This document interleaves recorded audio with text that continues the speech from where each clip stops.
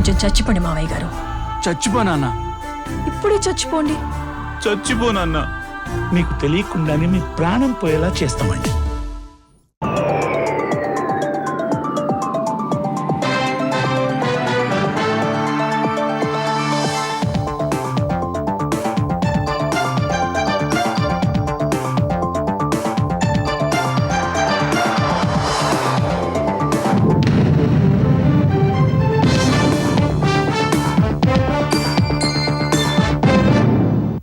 నమస్కారం, ఈటీవీ న్యూస్కు స్వాగతం. ముఖ్యాంశాలు.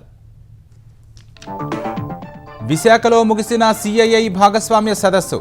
2 రోజుల్లో 13 లక్షల కోట్ల పెట్టుబడులకు ఒప్పందాలు జరిగాయన్న చంద్రబాబు.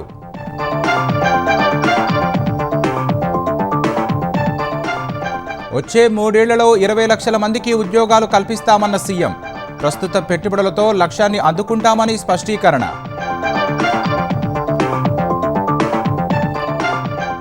తిరుమల పరకామణి ఫిర్యాదుదారు హత్య కేసుపై ముమ్మర దర్యాప్తు. వేర్వేరు విభాగాలతో 12 ప్రత్యేక బృందాల ఏర్పాటు.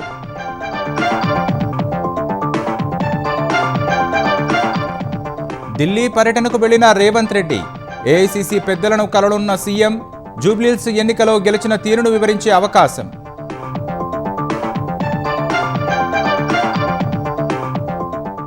ఒక్క ఉప ఎన్నిక గెలవగానే బీఆర్ఎస్ శ్రేణులపై దాడులకు పాల్పడమేంటన్న కేటీఆర్. ముఖ్యమంత్రి బాధ్యత వహించాల్సిందేనని డిమాండ్. బీహార్లో ఎన్డీఏ విజయంతో సీఎం అభ్యర్థిపై ఆసక్తికర పరిణామాలు. మళ్లీ నితీష్ వస్తున్నారంటూ రాజధాని పట్నాలో జేడీయూ పోస్టర్లు. శ్రీనగర్ శివార్లలోని పోలీస్ స్టేషన్ వద్ద పేలుడు వెనక ఉగ్రకుట్ర లేదన్న కేంద్రం. ప్రమాదవశాత్తే జరిగిందని వెల్లడి. 9కి చేరిన మృతులు.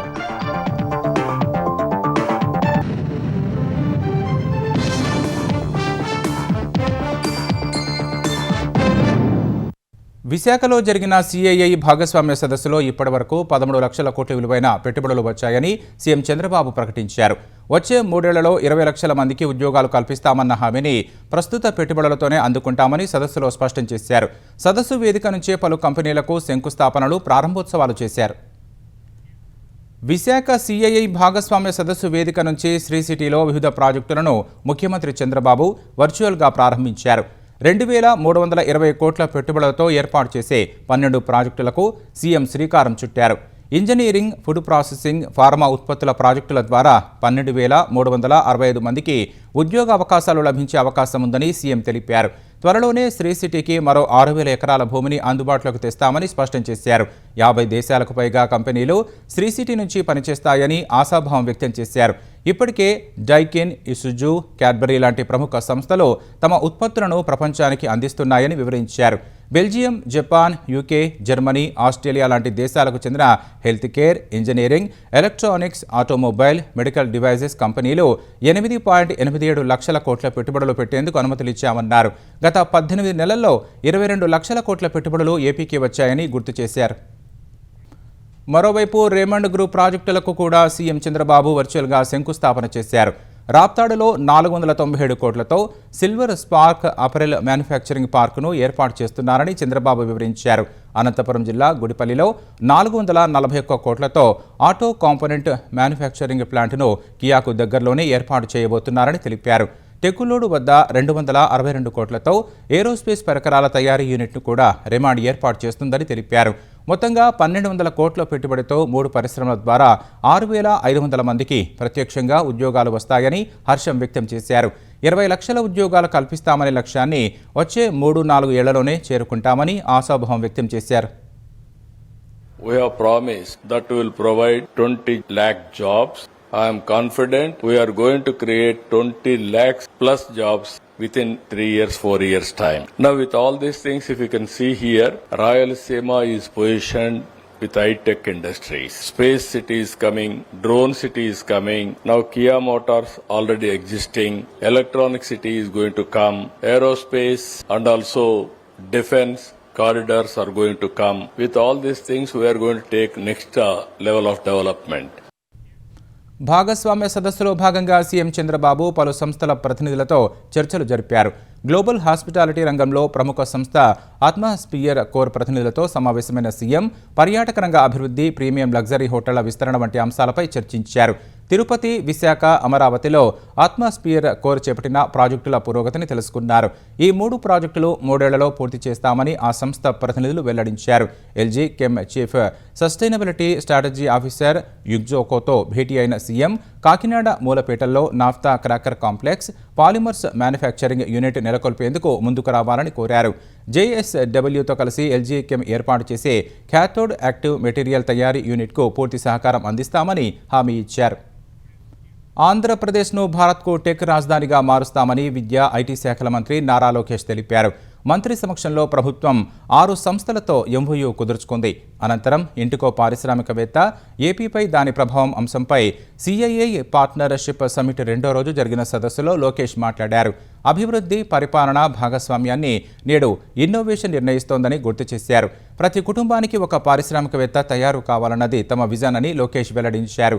2029 నాటికి ఆంధ్రప్రదేశ్ను ఇన్నోవేషన్ ఆధారిత రాష్ట్రంగా మార్చాలని కోరుకుంటున్నట్టు చెప్పారు. ఈ రంగంలో 20,000కు పైగా స్టార్టప్లు, 1,00,000 ఉద్యోగాలు, 10 ప్రధాన రంగాల్లో సెంటర్ ఆఫ్ ఎక్సలెన్స్లను ఏర్పాటు చేయడం తమ లక్ష్యమని తేల్చి చెప్పారు.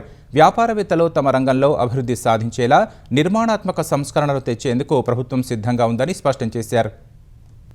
Entrepreneurship is a bit glorified with IT alone. I believe that's just one part of the entire equation. There's a lot more that we can do. There's a lot more that we can achieve across board. There's a lot of activity happening with a trucker, with an entrepreneur in food processing. So these are things that are actually very exciting for us as a state. We are looking at how can we make, a person who's an entrepreneur who's making 50,000 rupees a month make 1 lakh rupees a month. Someone who's making 5 lakh rupees revenue, 50 lakh rupees. I think that's the exciting part, and I believe that's the only way that Andhra Pradesh can move from being a $180 billion economy to a $2.4 trillion economy. So we are really excited to work with entrepreneurs here, and RTIH is ready to work with you, look at even structural reforms as a state. We are willing to look at every law that is there. We are willing to rewrite every law that is there to ensure that you not only have a soft landing, but you actually thrive in this ecosystem. ముఖ్యమంత్రి రేవంత్ రెడ్డి ఢిల్లీ పర్యటనకు వెళ్లారు. ఓ private కార్యక్రమంలో ఆయన పాల్గొననున్నారు. CM Revanth రెడ్డితో PCC chief Mahesh Kumar Goud, deputy CM Bhatti Vikramarka, Jubilee Hills MLA Naveen Yadav Delhi వెళ్లారు. ఈ పర్యటనలో CM AICC అధ్యక్షుడు మల్లికార్జున ఖర్గే, కాంగ్రెస్ సీనియర్ నాయకులతో భేటీ కానున్నారు. ఏఐసీసీ ప్రధాన కార్యదర్శి కేసీ వేణుగోపాల్ను కలిసి జూబ్లీహిల్స్ ఉప ఎన్నికలో విజయంపై చర్చించనున్నారు. పార్టీ బలహీనంగా ఉన్న చోట సంస్థాగతంగా బలపడి ఏ విధంగా విజయం సాధించామో రేవంత్ రెడ్డి అధిష్టానానికి వివరించనున్నారు.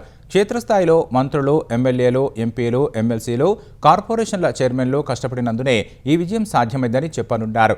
జూబ్లీహిల్స్ విజయంలో పోల్ మేనేజ్మెంట్ కీలక పాత్ర పోషించినట్లు రేవంత్ వివరించనున్నారు. జూబ్లీహిల్స్లో గెలుపొందిన నవీన్ యాదవ్ను కాంగ్రెస్ పెద్దలకు పరిచయం చేస్తారు. భవిష్యత్తులో జరగనున్న ఎన్నికల్లో ఏ విధంగా ముందుకెళతామనే అంశాలపై అధిష్టానంతో రేవంత్ రెడ్డి చర్చించనున్నారు.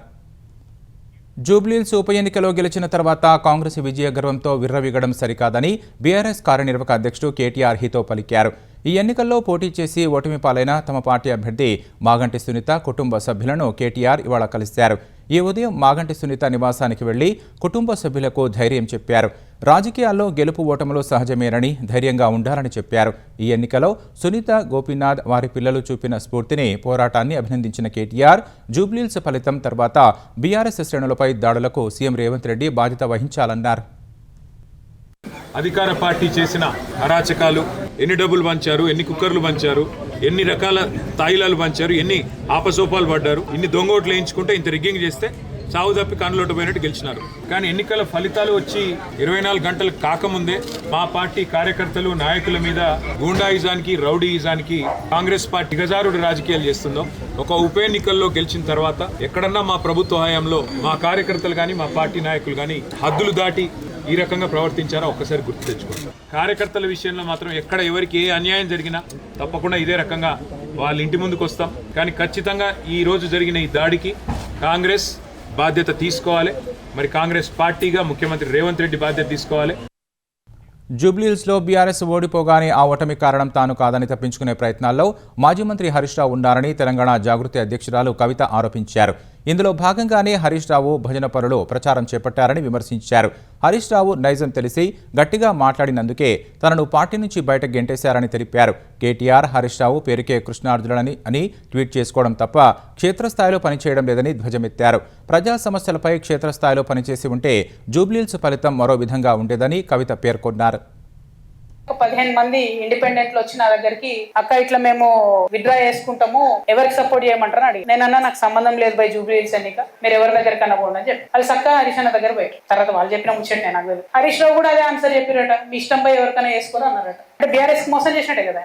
అంతకన్నా ముందేం చేసిరు హరీష్ రావు గారు ఎలక్షన్ పెట్టక ముందే ఇవ్వకి పలానా క్యాండిడేట్ పెడితే మీకు సపోర్ట్ చేస్తా కాంగ్రెస్ కానీ చెప్పపిరట పైకి వాళ్ళు వద్దన్నారట. అన్ఫార్చునేట్ వారి తండ్రి గారు చనిపోయినారు. వారు లోపల ఉన్నారు ఇంట్లో. అక్కడ నుంచి కూడా ఎలక్షన్ అవుతున్న సమయంలో టెలికాన్ఫరెన్స్ అవి పెట్టి మాట్లాడారు. అప్పుడు హరీష్ రావు గారి భజన పరులంతా ఏం బిల్డప్ ఇచ్చిరు హరీష్ అన్న ఇంత కష్టంలో కూడా పార్టీ కోసం నిలబడి టెలికాన్ఫరెన్స్ పెడుతున్నారు అన్నారు. రిజల్ట్ ఉల్టాయే వరకు ఏం భజన మొదలెట్టింది నిన్నటి నుంచి. హరీష్ అన్న లేకపోయి హరీష్ అన్న ఉంటే అసలు సో ఇంటి దొంగ ఈశ్వరుడైన పట్టలేడు అన్నట్టు చాలా టైం పట్టింది. At the same time Ramanna కూడా సోషల్ మీడియా ట్విట్టర్ ఇచ్చిపెట్టి గ్రౌండ్ లకు రావాలి. ఇంకో పక్క హరీష్ అన్న మోసం చేయడం బంద్ చేసి నువ్వు కృష్ణునివా నువ్వు అర్జున్వా ఏందో డిసైడ్ చేసుకొని ఆ పాత్ర ఏందో స్ట్రేట్ ఫార్వర్డ్ చేయాలి. వీళ్ళు పేరుకు కృష్ణార్జునాలు పెట్టుకుంటారు ఒకరి మీద ఒకరి బాణం వేసుకుంటే పాపం భలే ఎవరే టీఆర్ఎస్ కార్యకర్తలు కాదా.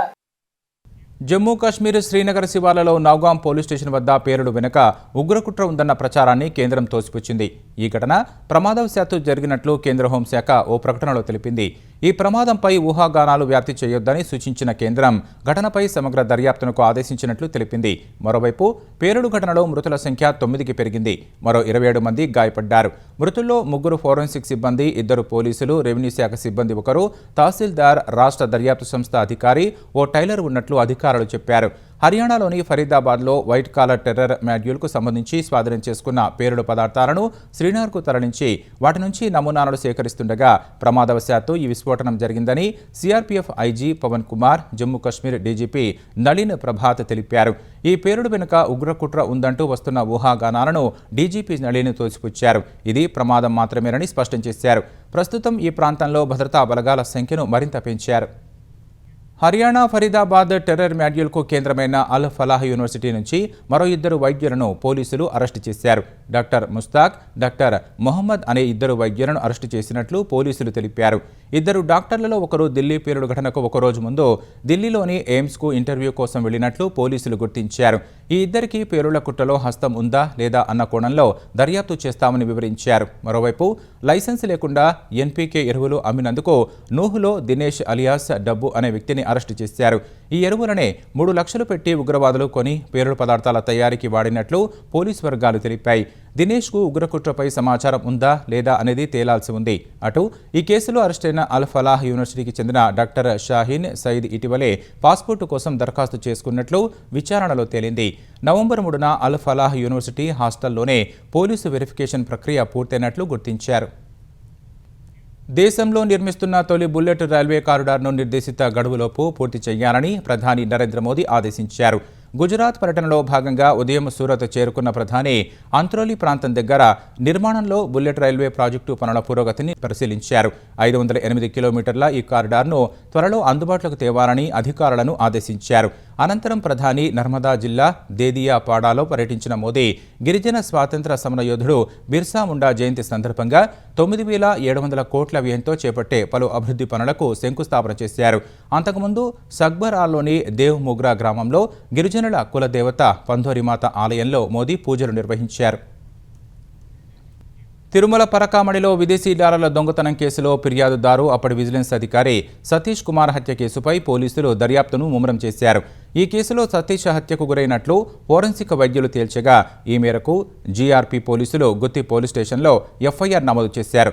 సతీష్ కుమార్ కుటుంబ సభ్యుడైన హరి ఇచ్చిన ఫిర్యాదు ఆధారంగా ఎఫ్ఐఆర్ నమోదు చేశారు. పరకామణిలో డాలర్లు దొంగిలించిన కేసులో ఉన్న నిందితులే సతీష్ కుమార్ను హత్య చేసి ఉంటారనే కోణంలో దర్యాప్తు చేపట్టారు. అటు ఈ కేసు దర్యాప్తు కోసం పోలీస్ శాఖలోని సిఐడి, జీఆర్పీ, శాంతి భద్రతల విభాగాల నుంచి అనుభవం కలిగిన సిబ్బందితో 12 బృందాలను ఏర్పాటు చేశారు. వారం రోజుల్లో కేసును కొలికి తేవాలన్న ఆదేశాల మేరకు ప్రత్యేక బృందాలు దర్యాప్తును చేస్తున్నాయి. విజయవాడ నుంచి సింగపూర్కు అంతర్జాతీయ విమాన సర్వీసు ప్రారంభమైంది. ఈ సర్వీసును నడిపేందుకు ముందుకొచ్చిన ఇండిగో విమానయాన సంస్థ తొలి సర్వీసును ఇవాళ ప్రారంభించింది. ఈ సర్వీస్ను స్థానిక ఎమ్మెల్యే యార్లగడ్డ వెంకట్రావు ప్రారంభించారు. ప్రతి మంగళ, గురు, శనివారాల్లో ఈ విమానం విజయవాడ నుంచి బయలుదేరుతుందని విమానాశ్రయ డైరెక్టర్ ఎం లక్ష్మీకాంత్ రెడ్డి తెలిపారు.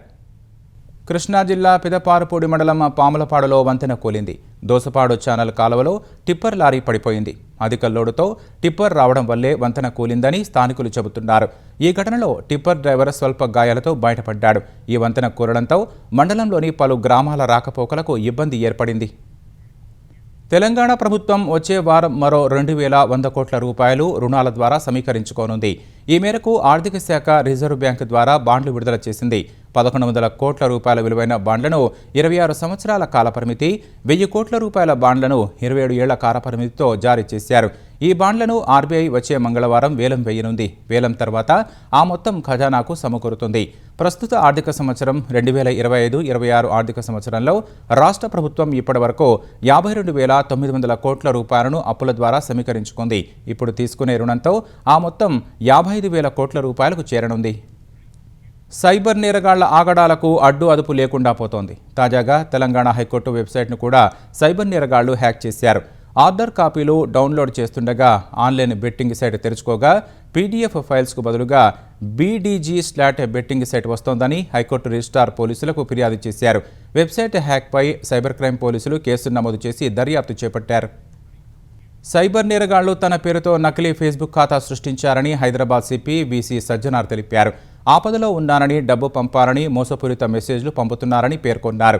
ఇప్పటికే ఓ స్నేహితుడు నిజమని నమ్మి 20,000 పంపి మోసపోయారని చెప్పారు. అనుమానాస్పద వ్యక్తుల నుంచి డబ్బులు పంపాలని వచ్చే సందేశాలను ఎవరూ నమ్మవద్దని సజ్జనార్ విజ్ఞప్తి చేశారు. అనుమానాస్పద లింకులు, సందేశాలు, వీడియో కాల్స్ వస్తే వెంటనే బ్లాక్ చేయాలని సూచించారు. ఆయా సైట్ల వివరాలతో పోలీసులకు ఫిర్యాదు చేయాలని సజ్జనార్ కోరారు. ఐబొమ్మ నిర్వాహకుల్లో కీలక వ్యక్తిని తెలంగాణ పోలీసులు అరెస్టు చేశారు. కీలక నిందితుడు ఇమ్మడి రవిని కూకట్పల్లిలోని సైబర్ క్రైమ్ పోలీసులు అదుపులోకి తీసుకున్నారు. గతంలో ఐబొమ్మపై Telugu film anti piracy team ఫిర్యాదు చేసింది. దమ్ముంటే పట్టుకోవాలంటూ గతంలో ఐబొమ్మ నిర్వాహకులు సవాల్ విసిరారు. ఫ్రాన్స్ నుంచి నిన్న హైదరాబాద్ వచ్చిన ఇమ్మడి రవిని పోలీసులు అరెస్టు చేశారు. రవి ఖాతాల్లోని 3 కోట్లు ఫ్రీజ్ చేసినట్లు పోలీసులు తెలిపారు. కరేబియన్ దీవుల్లో ఉంటూ ఐబొమ్మ వెబ్సైట్ నిర్వహిస్తున్నట్లు పోలీసులు గుర్తించారు. ఉక్రెయిన్, రష్యాలు పెద్ద ఎత్తున డ్రోన్లు, క్షిపణులతో పరస్పరం దాడులు చేసుకున్నాయి. ఉక్రెయిన్ రాజధాని కీవ్ సహా పలు ప్రాంతాలపై దాదాపు 430 డ్రోన్లు, 18 క్షిపణులతో రష్యా భీకర దాడులు చేసింది. ఈ దాడుల్లో 6 మృతి చెందగా 35 మంది ఉక్రెయిన్ పౌరులు గాయపడ్డారు. కీవ్, ఒడెస్సా, ఖార్కివ్ నగరాలు లక్ష్యంగా రష్యా బలగాలు విరుచుకుపడ్డాయి. ఈ దాడుల్లో చాలా భవనాలు, మౌలిక సదుపాయాలు ధ్వంసమైనట్టు తెలుస్తోంది. రష్యా దాడిని ఉక్రెయిన్ అధ్యక్షుడు జెలెన్స్కీ ధృవీకరించారు. పౌరులే లక్ష్యంగా మాస్కో దాడులు జరిపిందని ఆరోపించారు. అటు ప్రతిస్పందనగా రష్యా ఇంధన, సైనిక మౌలిక సదుపాయాలపై ఉక్రెయిన్ బలగాలు భారీ సంఖ్యలో డ్రోన్లతో దాడులు చేశాయి. దాదాపు 200కు పైగా ఉక్రెయిన్ డ్రోన్లను కూల్చివేసినట్లు మాస్కో రక్షణ శాఖ వెల్లడించింది. ప్రముఖ అంతర్జాతీయ వార్తా ప్రసార సంస్థ BBC తనకు క్షమాపణలు చెప్పినా ఆ సంస్థపై చట్టపరమైన చర్యల విషయంలో పునరాలోచన చేయలేనని అమెరికా అధినేత డొనాల్డ్ ట్రంప్ ప్రకటించారు. BBCపై $1 బిలియన్ నుంచి $5 బిలియన్ల వరకు పరువు నష్టం దావా వేయనున్నట్లు ట్రంప్ వెల్లడించారు. వచ్చే వారం కేసు వేయనున్నట్లు చెప్పారు. అమెరికాలోని క్యాపిటల్ హిల్పై దాడి సందర్భంగా 2021లో ట్రంప్ చేసిన ప్రసంగాన్ని తప్పుడు అర్థం వచ్చేలా మార్చినందుకు BBC తనకు పరిహారంగా $1 బిలియన్ చెల్లించాలని ట్రంప్ ఇటీవల లేఖ రాశారు. దీనికి బాధ్యత వహిస్తూ ఇప్పటికే ఆ సంస్థకు చెందిన ఉన్నతాధికారులు రాజీనామా చేశారు. అంతేకాదు, ట్రంప్నకు క్షమాపణలు చెబుతూ ఆ ప్రసంగాన్ని సవరించినందుకు తాను BBC సంస్థ చింతిస్తున్నట్లు చైర్మన్ సమీర్ షా శ్వేత సౌధానికి వ్యక్తిగత లేఖ పంపారు. దీనిపై స్పందించిన ట్రంప్ క్షమాపణలు తనను దావా వేయకుండా ఆపలేవని స్పష్టం చేశారు. ఈ విషయంపై త్వరలోనే బ్రిటన్ ప్రధాని కీర్ స్టార్మర్తో మాట్లాడనున్నట్లు ట్రంప్ చెప్పారు. కాలిఫోర్నియా విశ్వవిద్యాలయానికి నిధుల నిలిపివేత విషయంలో అమెరికా అధ్యక్షుడు డొనాల్డ్ ట్రంప్నకు ఎదురుదెబ్బ తగిలింది. రాజకీయ భావజాలాన్ని ప్రోత్సహిస్తున్నందున ఆరోపణలపై కాలిఫోర్నియా విశ్వవిద్యాలయానికి జరిమానా విధించడం కుదరదని శాన్ ఫ్రాన్సిస్కో కోర్టు తీర్పు ఇచ్చింది. ఫెడరల్ నిధులను నిలిపివేస్తూ తీసుకున్న నిర్ణయాన్ని వెంటనే ఉపసంహరించుకోవాలని ఆదేశాలు జారీ చేసింది. జాతి వివక్ష, యూదు వ్యతిరేకతకు కాలిఫోర్నియా విశ్వవిద్యాలయం నిలయంగా మారిందని ట్రంప్ ఆరోపించారు. ఈ క్రమంలోనే యూనివర్సిటీపై $1.2 బిలియన్ జరిమానా విధించడం సహా పరిశోధనలకు విడుదల కావాల్సిన గ్రాంట్లను స్తంభింపజేశారు. దీనిపై కాలిఫోర్నియా విశ్వవిద్యాలయం ట్రంప్ యంత్రాంగంపై కోర్టుకు వెళ్లింది. అమెరికా ప్రభుత్వం తమ విశ్వవిద్యాలయ కార్యకలాపాల్లో చట్టవిరుద్ధంగా జోక్యం చేసుకోవడానికి ప్రయత్నిస్తోందని ఆరోపించింది. దీనిపై విచారణ జరిపిన కోర్టు ట్రంప్ తన నిర్ణయాన్ని ఉపసంహరించుకోవాలని ఆదేశాలు ఇచ్చింది. బీహార్లో ఎన్డీఏ చరిత్రాత్మక విజయంతో తదుపరి ముఖ్యమంత్రి ఎవరనే అంశంపై ఆసక్తికర చర్చ నడుస్తున్న వేళ కీలక పరిణామం చోటు చేసుకుంది. ఎన్డీఏలోని కీలక పార్టీ రామ్విలాస్ లోక్ జనశక్తి అధినేత Chirag Paswan JDU chief CM Nitish కుమార్ను కలిశారు. నితీష్ నేతృత్వంలో ఎన్డీఏ ఘన విజయాన్ని అందుకుందని, అందుకే అభినందించడానికి వెళ్లారని చిరాగ్ పాస్వాన్ తెలిపారు. అయితే డిప్యూటీ సీఎం పదవి తమకు ఇవ్వాలని కోరేందుకే చిరాగ్ వెళ్లినట్లు ప్రచారం జరుగుతోంది. అటు పట్నాలోని బీజేపీ ప్రధాన కార్యాలయం సహా చాలా ప్రాంతాల్లో జేడీయూ అనుకూల పోస్టర్లు వెలిశాయి. నితీష్ కుమార్ చిత్రాలు టైగర్ అభి జిందా హై, పిక్చర్ అభి బాకీ హై అనే నినాదాలతో ఫ్లెక్సీలు ఏర్పాటు చేశారు. ఈసారి ముఖ్యమంత్రి పదవి కోసం బీజేపీ పట్టుబడుతున్న కథనాల మధ్య జేడీయూ పోస్టులు చర్చకు దారితీశాయి. బీహార్ ఎన్నికల్లో ఎన్డీఏ 202 స్థానాల్లో విజయం సాధించింది. ఈ ఎన్నికల్లో 101 స్థానాల్లో పోటీ చేసిన బీజేపీ 89 చోట్ల గెలిస్తే, అన్ని నియోజకవర్గాల్లో పోటీ చేసిన జేడీయూ 85 సీట్లు కైవసం చేసుకుంది. బీహార్ అసెంబ్లీ ఎన్నికల్లో ఘోర పరాజయంపై తొలిసారి స్పందించిన ఆర్జేడీ రాజకీయ ప్రయాణంలో ఓటమి అనేది ఒక భాగమేనని పేర్కొంది. ప్రజాసేవ అనేది నిరంతర ప్రక్రియ అని, అంతం లేని ప్రయాణమని సామాజిక మాధ్యమం ఎక్స్లో పోస్టు చేసింది. ఈ ప్రయాణంలో ఎత్తుపల్లాలు సహజమేనని పేర్కొంది. గెలుపులో అహంకారం ఉండదని, అలాగే ఓటమి బాధ లేదని వెల్లడించింది. ఆర్జేడీ అనేది పేదల పార్టీ అని పేర్కొంది. పేదల తరపున తమ గొంతుకను వినిపిస్తూనే ఉంటామని ఆర్జేడీ స్పష్టం చేసింది. బీహార్ అసెంబ్లీ ఎన్నికల ఫలితాలపై తమిళనాడు సీఎం ఎంకే స్టాలిన్ కీలక వ్యాఖ్యలు చేశారు. ఈ ఫలితంతో ఇండీ కూటమి ఎంతో నేర్చుకోవాలని సూచించారు. నిర్ణయాత్మక విజయం సాధించిన జేడీయూ అధినేత నితీష్ కుమార్కు ఎక్స్ వేదికగా స్టాలిన్ అభినందనలు తెలిపారు. విజయం కోసం అవిశ్రాంతంగా పోరాడిన ఆర్జేడీ నేత తేజస్వి యాదవ్కు కూడా శుభాకాంక్షలు తెలిపారు. సంక్షేమాలు, సామాజిక, సైద్ధాంతిక సంకీర్ణాలు, స్థిరమైన ప్రచారంపై ఎన్నికల ఫలితాలు ఆధారపడి ఉంటాయన్నారు. ఎన్డీ కూటమిలో అనుభవజ్ఞులైన రాజకీయ నాయకులు ఉన్నారని, భవిష్యత్తులో వచ్చే కొత్త రాజకీయ సవాళ్లను పరిష్కరించేందుకు వ్యూహాత్మక ప్రణాళిక వేయగలరని అభిప్రాయపడ్డారు. ఈ ఫలితంలో ఎన్నికల సంఘంపై వచ్చిన ఆరోపణలను పూర్తిగా కొట్టిపారేయలేమని వ్యాఖ్యానించారు. ఈసీ ప్రతిష్ట దిగజారిపోయిందని స్టాలిన్ ఆక్షేపించారు. ఓడిపోయిన అభ్యర్థుల్లో కూడా విశ్వాసాన్ని ప్రేరేపించేలా ఎన్నికల సంఘం ఉండాలన్నారు. బీహార్ ఎన్నికల ఫలితాలు అందరికీ ఓ పాఠమంటూ స్టాలిన్ పేర్కొన్నారు. దేశ రాజధాని ఢిల్లీలో వాయు కాలుష్యం రోజురోజుకు తీవ్రమవుతోంది. ఈ ఉదయం వాయు నాణ్యత సూచి AQI చాలా చోట్ల 400కు పైగా నమోదైంది. రాజధానిలో వాయు నాణ్యత భారీగా పడిపోయినట్లు కేంద్ర కాలుష్య నియంత్రణ బోర్డు CPCB ఆందోళన వ్యక్తం చేసింది. సిరిఫోర్టులో 495, వజీర్పూర్లో 447, బవానాలో 441, ముందాకాలో 426, జహంగీర్పూరిలో 422, చాందనీ చౌక్లో 419, ITOలో 418, అశోక్ విహార్లో 415 AQIలతో అత్యంత ప్రభావిత ప్రాంతాలుగా ఉన్నట్లు పేర్కొంది. గాలి నాణ్యత తీవ్రంగా క్షీణించడంతో NCR పరిధిలోని గ్రేడెడ్ రెస్పాన్స్ యాక్షన్ ప్లాన్ 2 అమలు చేస్తున్నట్లు air quality management commission CAQM వెల్లడించింది. కాలుష్య స్థాయిలను అరికట్టడానికి పలు ప్రాంతాల్లో వాటర్ స్ప్రింక్లర్లను మోహరించినట్లు అధికారులు పేర్కొన్నారు. నగరంలోని పలు ప్రాంతాల్లో కాలుష్య స్థాయిలు తీవ్రమైన జోన్లోకి ప్రవేశించినట్లు ఆందోళన వ్యక్తం చేస్తున్నారు. ముఖ్యాంశాలు మరోసారి. విశాఖలో ముగిసిన CII భాగస్వామ్య సదస్సు. 2 రోజుల్లో 13 లక్షల కోట్ల పెట్టుబడులకు ఒప్పందాలు జరిగాయన్న చంద్రబాబు.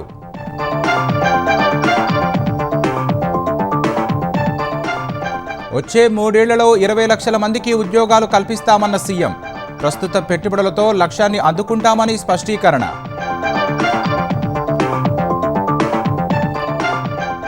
తిరుమల పరకామణి ఫిర్యాదుదారు హత్య కేసుపై ముమ్మర దర్యాప్తు. వేర్వేరు విభాగాలతో 12 ప్రత్యేక బృందాల ఏర్పాటు.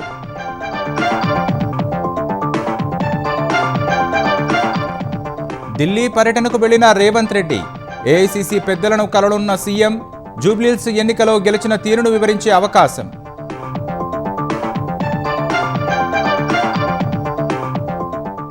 ఒక్క ఉప ఎన్నిక గెలవగానే బీఆర్ఎస్ శ్రేణులపై దాడులకు పాల్పడమేంటన్న కేటీఆర్. ముఖ్యమంత్రి బాధ్యత వహించాల్సిందేనని డిమాండ్. బీహార్లో ఎన్డీఏ విజయంతో సీఎం అభ్యర్థిపై ఆసక్తికర పరిణామాలు. మళ్లీ నితీష్ వస్తున్నారంటూ రాజధాని పట్నాలో జేడీయూ పోస్టర్లు. శ్రీనగర్ శివార్లలోని పోలీస్ స్టేషన్ వద్ద పేలుడు వెనక ఉగ్రకుట్ర లేదన్న కేంద్రం. ప్రమాదవశాత్తే జరిగిందని వెల్లడి. 9కి చేరిన మృతులు.